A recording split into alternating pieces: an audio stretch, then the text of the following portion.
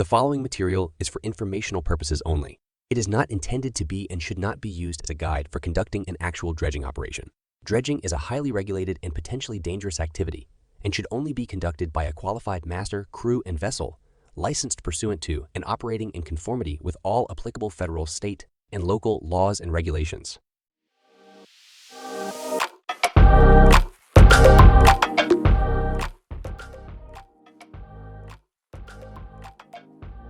Okay, so we've got this thing fully rigged up now. The dredge has been reviewed. All the tie points are, all the weak links have been addressed. Everything has been moused. We've got the process that we're going to do here is a simple, just picking the dredge off of the deck. We're going to deploy it as though we were at sea. We're going to use tag lines to control the package, even though we don't need it in the harbor. It's basically just getting used to how we're handling all the rigging, because even in a harbor environment, we've got lots and lots of bits and pieces.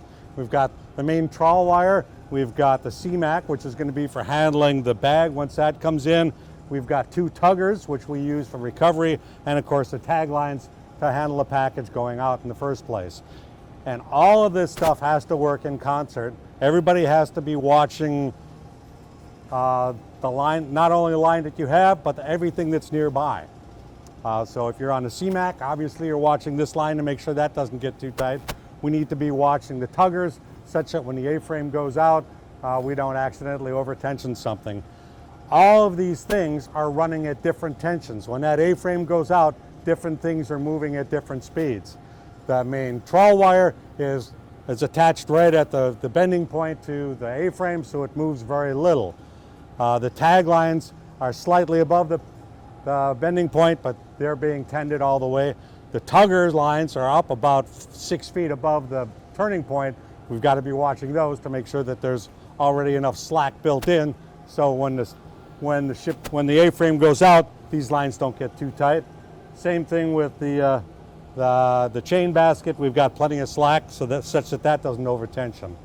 But everybody watch not just what you're doing, but try to keep an eye on the other things around. We are all responsible for covering each other's backs on this. It's not just one guy in the middle doing it all. We all work as a team in order to get this package in and out of the water.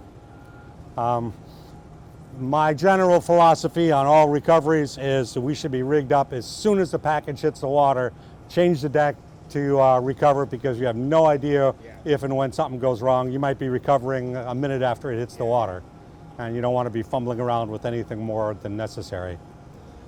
So for now, let's light up the winch. We'll snug up all of the rigging, get everything set and ready to go, and then we'll contact the bridge and make sure that we're clear to deploy. Really quick. So we've double checked with the bridge. We're all set.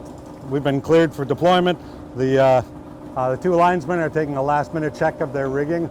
Everybody has to check your own coils. Obviously, if you're handling a line, you're responsible for every coil in that line, and they're just making sure there aren't any snags that are going to hit us halfway through deployment. Okay, Jack, you're good? I'm just going to tighten up the rigging. We'll check everything.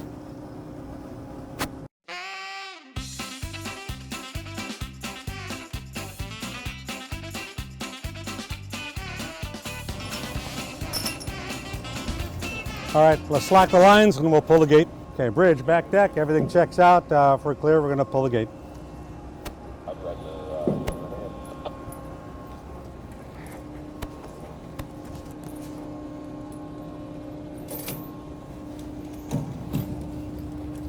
Snug up the lines.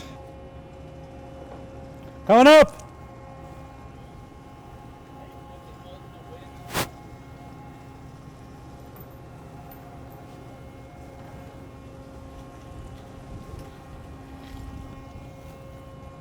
Okay, good, good. Frame out. Frame out.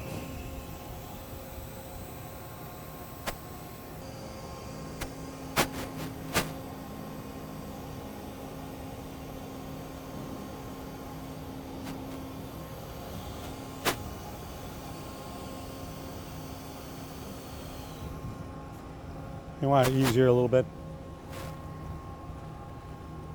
Coming down.